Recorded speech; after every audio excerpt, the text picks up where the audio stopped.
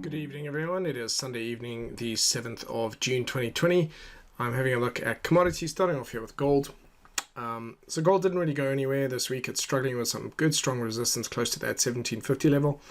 It hasn't quite reconnected with 1800, and I think that's probably the next most significant level for it to do. So my initial approach to it this week is going to be that it's going to waffle a little bit. It does look a little bit weak. It has gone into a downtrend on the daily. I'm going to see if the support levels hold, and ultimately I'm still more inclined to think that it's going to attempt to take another run up at 1800 first. But overall, there's not much happening here, so there's no clear direction on the daily. The weekly is still retracing into the moving averages. It is still an uptrend, and it's still an uptrend on the monthly. So while we just kind of had this uncertainty, I'll stay on the sidelines and wait and see until it has actually started to break a little bit higher. Silver as well. So silver has still got, ironically and just unusually, it is the better behaved of the two. I like this uptrend. It has pulled back. It didn't trigger a nice move to the upside. It's come back down a little bit. So if it did come back down to this level of support at 1685, I would not be too upset about that. In terms of the weekly, it's still a weekly uptrend. Its next key level of resistance is likely to be closer to 1875. And I don't think it's ridiculously overextended here. So as I said, any kind of pullbacks or sideways motion here looks fine. I'll be monitoring it for potential if it does. Overall, the trend has been healthier.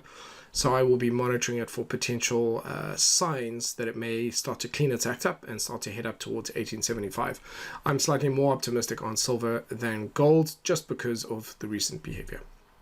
Moving on to crude oil. So crude has done beautifully. It's now at its significant level. So 4,000, and where it is now, at least in US, crude is now a significant level. So it's had a very strong run up. Will it be able to break through that level and then head on up towards 5,000? That is something, or at least $50. That is something that I'm going to have to see. WTI crude, same thing. They're all sitting at these key levels. This is $40 and 51. We'll have to see how that goes with West Texas Intermediate. A little bit overextended on the daily, but not ridiculously so. And it's a really nice, healthy structure. So I'm principally still bullish on this, even though the longer term trend is down and it is at a key level of resistance. What I'm going to be looking for in the coming days, the next 2 to 3 days, is to see if it is able to get over this level. If there's a very strong rejection and a follow through, might find then that the longer term trend has taken back over. The shorter term trend looks really nice and healthy. And so right now there is a real possibility that it could break above this level and continue on upwards. So there's a nice healthy downtrend and a nice healthy uptrend shorter term. So it is really about being cautious over the next few days while it sort of starts to demonstrate what its intentions are, and then I can start to trade accordingly. It'll be the same with Brent crude. So Brent crude sort of encountering at 42 versus 53. It's in the same area as well. So it's a really good area. It's pretty much the last, kind of on the weekly at least, sort of last opportunity for a nice healthy, now that it's broken its uptrend, it's downtrend, I beg your pardon, on the weekly. It now looks like it has more opportunity to the upside than to the downside. So at this point, I'm kind of leaning 60-40 that the daily trend is going to continue throughout the week with some normal, natural, healthy retracements, but including the possibility that it might not be able to stay above this level of resistance and could finish lower by the end of the week, giving me a strong bearish rejection signal. And then moving on to, I like the sugar trade, by the way. Sugar trade is turning out really nice. That's kind of still in play. Just trailing stop loss behind that, but now looks like it's going to take a run at 1300. We'll see.